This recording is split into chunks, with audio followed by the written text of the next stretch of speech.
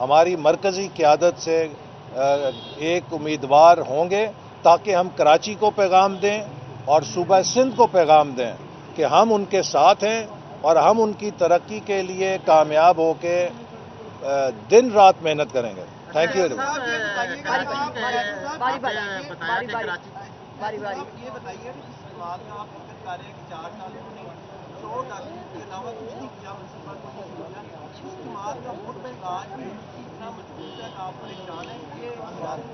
دیکھیے میں سمجھتا ہوں کہ جب الیکشن ہوں گے تو آپ کو پتہ لگ جائے گا کہ جن لوگوں نے پاکستانی قوم کے ساتھ دھوکہ کیا ہے پاکستانی قوم ان کے ساتھ کیسے ہاتھ کرے گی، اور انشاءاللہ تعالی ان کی ضمانتیں بھی ضبط ہوں گی اور یہ وہیں پہنچ جائیں گے جہاں پر یہ 2013 کے اندر تھے. پی ٹی آئی جو ہے 2024 کے انتخابات میں اپنی اصلی جگہ پر آ جائے گی، چونکہ وہ نوجوان جنہوں نے پہلی دفعہ ووٹ دیا تھا ان کو عمران خان نے چکنی چپٹی باتیں کر کے ورگلایا اور اس کے بعد 4 سالوں میں نوجوانوں کو دھکے دیے، نوجوانوں کو بے روزگاری دی، یونیورسٹیز کو تباہ کر دیا جہاں سے نوجوان مستقبل کے لیے تیار ہوتے ہیں، نوجوانوں کے لیپ ٹاپس بند کر دیے، نوجوانوں کے تمام ترقی کے منصوبے بند کر کے معیشت تباہ کر کے ان کو مایوسی دی. تو اس لیے اب نوجوانوں نے جو عمران خان کے پیچھے لگے تھے بہت تجربہ حاصل کیا ہے اور وہ سب اب مسلم لیگ نون کے ہم نوا ہیں، ساتھی ہیں، اور جو لوگ اب عمران خان کے ساتھ رہ گئے ہیں یہ وہی ہیں کہ اگر کسی دن عمران خان کوئی بہت بڑا کیا کہتے ہیں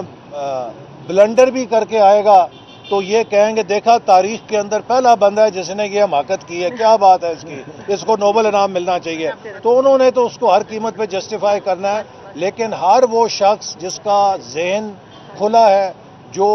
آزاد سوچ کے ساتھ سوچتا ہے، اس کے لیے 4 سال کی عمران خان کی کارکردگی کافی ہے. اس نے اس سے متنفر کر دیا ہے اور اب وہ انشاءاللہ آئندہ مسلم لیگ نون کو ووٹ دیں گے.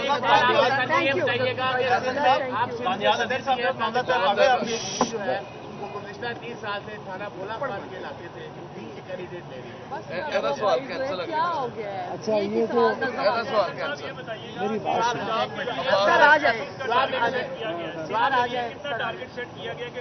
میری بات سے یہ تو ذاتی سا سوال سے لگتا ہے، ذاتی سوال لگتا ہے. Thank you very much.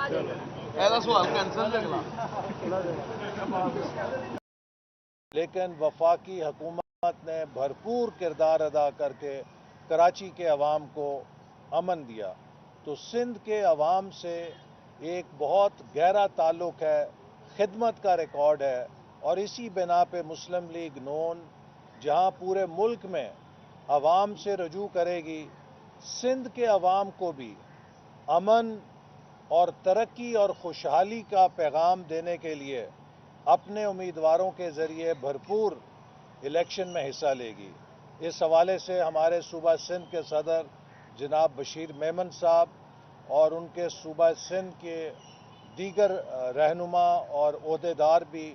آج کی میٹنگ میں شریک ہوئے. تو میں جناب بشیر میمن صاحب سے کہوں گا کہ وہ آپ کو اس بارے میں مزید تفصیلات سے آگاہ کریں.